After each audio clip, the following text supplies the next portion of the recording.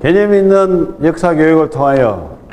민족의 통일을 준비하고 통일 이후의 시대에 있어서 역사의 어떤 뿌리를 찾고자 하는 조경래 작가입니다. 오늘은 사실은 일본의 분단이 예정되어 있었으나 불행히도 우리 한반도가 분단이 되었다 하는 이 이야기를 좀 말씀드려 보고자 합니다. 자, 여러분도 우리가 다 알다시피 일본은 2차 태평양 전쟁을 일으켜 가지고 결국은 태평양 전쟁에서 일본의 히로시마와 그리고 나가사키에 미국에 의하여 원자 폭탄이 투하됨으로 인해 가지고 결국은 항복을 하게 됨으로써 일본은 어찌 보면 패망을 하게 됩니다. 그럼 이 과정에 있어서 사실은 그 과정을 우리가 자세하게 살펴볼 필요가 있습니다. 왜 8월 6일 그리고 8월 9일에 원자폭탄을 투하했을까?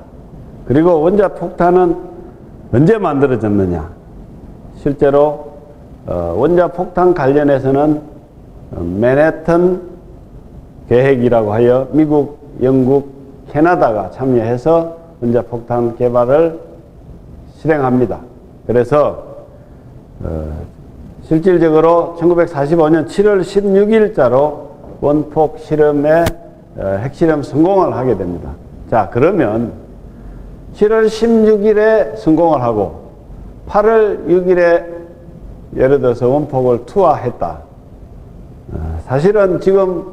우리가 북한의 핵무기 실험을 여러 차례 성공을 하고 있지만 실제로 핵이라는 게 그렇게 실험을 했다고 해서 금방 투하를 하고 실질적인 실행에 옮길 만한 사실은 그러한 일은 아니라고 보는데 이런 부분이 물론 굉장히 다급했고 긴박했기 때문에 실행을 할 수도 있었지만 여기에는 또 다른 어떤 정치적인 맥락이 있었다 이렇게 보는 것입니다. 실질적으로 미국은 제2차 세계대전에 국가 고립주의 내지는 중립 노선을 사실은 취하고 실질적으로 전쟁에 개입을 하지 않습니다. 그러나 결국 영국 처칠의 어떤 강력한 요구와 그리고 몇 차례의 어떤 편지를 받고 사실은 이 전쟁에 개입을 하게 되는데 결국은 무기대여법이라고 하는 것을 사실은 통과시킴으로 인해 가지고 루즈벨트 대통령이 전쟁에 사실은 참전하지 않는다라는 이야기를 정책 노선을 펼치고 또 그에 따라서 사실은 재선에까지 성공을 하게 됩니다만은 결국은 무기대여법이라는 것을 통과시켜서 결국은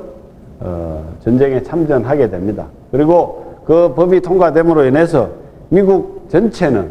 엄청난 군수물자와 군수산업이 발전을 하게 되고 수많은 무기가 사실은 유럽으로 전장으로 나가게 되었던 거고 또 나가지 못한 무기들은 창고에 쌓이게 됐던 것입니다. 그러나 이제 과연 그러면은 결국은 일본이 진주만 공습을 해가지고 미국에 어찌 보면은 그 전쟁 개입을 촉발시키도록 했다고 보는 측면도 있습니다. 그래서 결국은 미국은 어떠한 명분으로든 결국은 전쟁에 개입할 구실을 찾고 있었는데 미국의 내부의 어떤 반전주의자들이나 그리고 루스벨트 대통령이 취해오던 고립주의 이 노선을 하루아침에 사실은 바꾸기가 힘든 측면이 있었습니다. 그것을 자연스럽게 바꾸고 전쟁에 참전할 수 있는 명분을 만들기에는 어찌 보면 일본 군국주의자 내지는 뭐 내부적으로 내통을 했을 수도 있습니다만은 을 통하여 진주만에 있던 지금으로 말하면은 상당히 고물배들을 폭격했다고 이렇게 기록에 나와 있습니다. 그런 것을 통해서 결국은 미국의 참전을 유도했고 결국은 미국은 태평양 전쟁 제2차 세계대전에 본격적으로 참전을 하게 됩니다. 그리고 실제로 미국에서 만들어진 수많은 무기를 팔고 또 그에 대한 막대한 부를 축적하게 되고 또 본격적인 군산 복합체 산업 체제를 미국에서 이제 발전시켜 나가게 됩니다. 그러나 이제 결국 이제 전쟁이 장기화되고 실질적으로 이제 독일이 1945년 5월에 항복을 선언하게 되자 마음이 다급해진 이제 소위 말하는 그 자유 진영에서는 이제는 일본을 어떻게든지 이제 마무리를 지어야 되겠다라고 판단을 하게 됐고, 일본에서도 지금 현재 만약에 그 전에는 러시아와의 어떤 조약에 의해서 실질적으로 서로 전쟁에 참전하지 않기로 했었으나 이제 러시아도 저쪽이 독일이 이제 항복을 선언하게 되면 결국은 전력을 동아시아로 이렇게 집중할 수밖에 없고, 동아시아로 집중된 전력에 의해서 결국은 일본은 굉장히 상당한 심각한 위협을 느꼈던 것 같습니다. 그리고 실질적으로 미국의 트루만 대통령의 강력한 요청에 의해 가지고 사실상의 이제 그 일본 본토 소위 말하는 참전, 실제로 본토에 대한 수많은 지금 작전을 수행하고 있었습니다. 실제로 본토에 수많은 작전을 수행하고 있었던 과정에서 일본 본토는 많은 쑥대밭이 되었고 많은 피해자가 발생하고 있었습니다. 과연 그러면 일본 군부의 입장에서 자 어차피 소련과 미국이 내지는 연합국이 일본 본토를 참전해서 들어오면 이 문제는 대단히 심각한 문제가 된다. 물론 자국 군인이나 자국민의 죽음 그리고 자국 어떤 시설의 엄청난 대량 파괴도 뭐 당연히 불을 보듯이 가져올 것이고 그리고 결국은 우리 일본이라고 하는 반도가 결국은 소련 세력과 미국 세력에 의해 가지고 쪼개질 수밖에 없다라고 하는 어떤 이러한 판단을 했던 것으로 나는 생각을 합니다. 그래서 어차피 전쟁의 어떤 명분을 주고 전쟁 종전을 만약에 하게 하려면 갑작스럽게 자기들이 항복을 할 수도 없기 때문에 미국에서 개발된 신형 핵무기에 어찌 보면 실험장으로 자기들이 한 두 군데 정도의 도시를 제공하고 그 제공한 대가로 자기들이 항복을 하고 그 항복의 결과로 일본 열도의 분단을 막고 새로운 어떤 자기 어떤 이 조국의 어떤 자기네 조국의 이 파괴를 막겠다라고 하는 이런 전략에 의해서 실질적으로 일본 히로시마와 나가사키에 의도된 폭격을 진행하지 않았는가 이런 생각을 합니다. 실제로 1945년 8월 11일자로 사실은 러시아는 일본 본토에 진격하기로 되어 있었습니다. 그러나 이제 미국의 입장에서도 러시아가 한반도를 넘어서 사실은 일본 본토로 진출을 하게 되면 러시아와 미국이 결국은 일본 본토를 나누어 먹어야 된다고 하는 이런 어찌 보면 긴박한 상황에 있었던 거고, 그 긴박한 상황을 탈피하기 위해서 사실은 8월 6일 그리고 8월 9일 두 차례에 걸쳐 히로시마와 나가사키에 폭격을 하게 되었다 이렇게 봅니다. 실제로 8월 9일 날 폭격을 당한 나가사키는 원래 원폭 투하위원회에서 결정된 도시도 아니었습니다. 다만 중간에 이제 만약에 그것이 자기들이 원했던 도시 고쿠라 뭐 기타 한 6개 도시가 있었는데 그 도시가 만약에 폭격이 용이하지 못하면 임시로 폭격을 때릴 수도 있다라고 하는 대상 지역에 들어갔던 나가사키가 사실은 두 번째 원폭을 당하게 되었습니다. 실질적으로 이 원폭 이야기가 나왔으니까 원자폭탄에 의해 가지고 동시 반경 한 1.5km, 2km 내의 사람들은 뭐 모두 다 적사하게 됐고 거의 5만, 6만 명은 뭐 즉시 적사하고 실질적으로 한 20만 그리고 또 그 이후에 뭐 피폭에 의해서 뭐 고통을 당한 사람으로 치면 거의 뭐 한 100만 가까이 되겠죠. 이러한 엄청난 실질적인 사상자들이 고통을 당했던 이 원폭의 투하 문제에 대해서는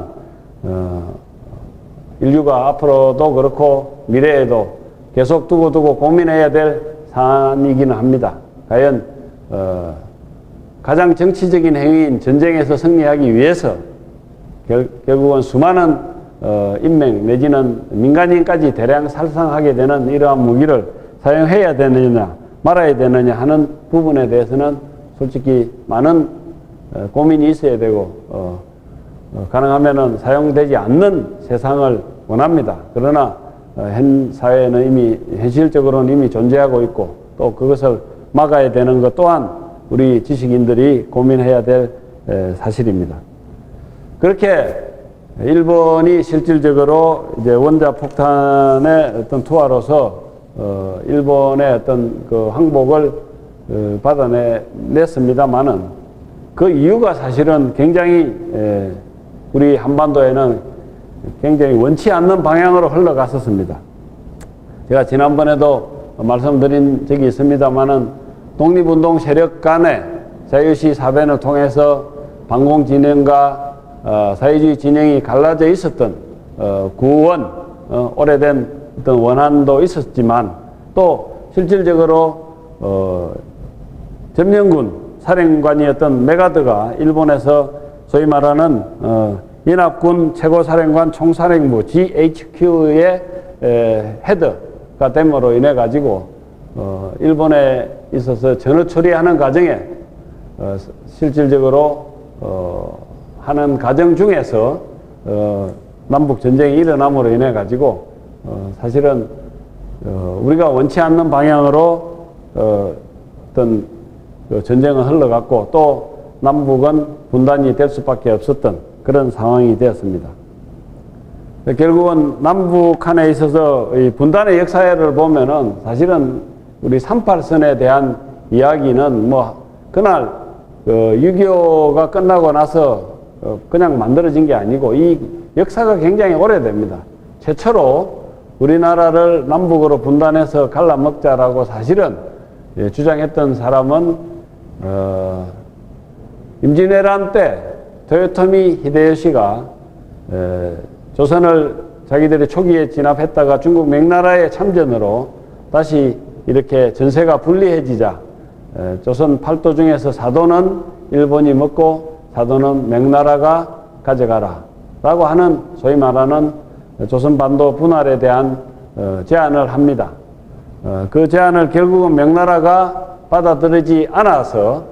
결국은 또 정유재란까지 가고 마침내 이제 패퇴해서 일본이 떠남으로써 그 분단의 어떤 시발은 사실은 없었고 또한 히토 히로부미가 우리 반도를 점령하고 자기네가 만주를 점령하고 있을 때 결국 러시아와 여러 가지 갈등과 반목이 있었는데 그때 당시에도 만한 교환론이라고 해서 만주는 러시아가 가져가고 한반도는 자기네가 먹겠다라고 하면서 정 안 되면 한반도 중에서도 절반 정도는 자기들이 먹으면 어떻겠느냐라고 하는 사실은 이런 제안들을 했더랬습니다. 그런 부분들이 결국은 연합군 이후에 점령했던 메가드가 이 전체적인 어떤 역사적인 흐름이나 여러 가지를 관찰한 결과 결국은 또 소련과의 관계들을 고려할 때 결국은 38도선이라고 하는 이런 선을 눈여겨보고 있다가 결국은 38도 분할론 이런 이야기가 사실은 뭐 또 나오게 되었고 또 그 이후에도 우리가 휴전 협정을 하는 과정에서도 그 비슷한 선에서 서로 합의를 보게 되어서 오늘날 이렇게 분단이 되지 않았나 이렇게 생각을 합니다. 결국은 제가 오늘 드리고자 하는 이야기는 뭐냐 하면 실제로 태평양 전쟁 제2차 세계대전에서 소련군과 연합군이 일본 본토를 진격하여 결국은 전쟁의 결과 일본 본토가 사실은 뭐 분열될 수밖에 없었던 상황이었음에도 불구하고 일본은 장깨를 부려서 어떻게든지 자기네 나라의 어찌 보면 분열을 막았고, 그리고 그 자기들이 분열을 막았으나 이미 전 세계적으로 다량 생산된 군사물자, 무기들의 어찌 보면 소비처가 필요했었는데 그 소비처의 대상으로 한반도가 불행하게도 선택이 되었고, 그 한반도에서 수많은 전쟁 물자나 군사 무기가 사실은 소진되는 어찌 보면 전쟁터이자 시장이었던 상황이었고, 그 시장의 결과 우리는 결국은 이 민족이 분단되는 결국은 비운을 겪게 됐다. 이런 차원에서 본다면 우리 민족 분단의 책임을 사실은 내부 내지는 북한 김일성이나 뭐 스탈린이나 우리 내부의 어떤 적들과의 어떤 관계 내지는 또 이승만 정권과 내지는 이러한 독립운동 세력 간의 어떤 분열, 이런 개념으로 보는 시각도 있습니다만 그게 주류 역사적인 관점인데, 제가 보기에는 이미 분단의 씨앗은 이미 일본의 군국주의, 야마가토 아리토모로부터 시작된 군국주의와 그리고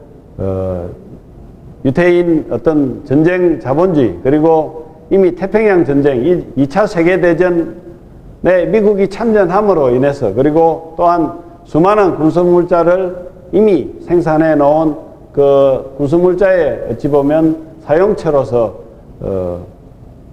시장이 필요했던 상황에서 우리 한반도는 참 불행하게도 그 시장의 어떤 소모품이 되었다. 이런 차원에서 본다면 어찌 보면 큰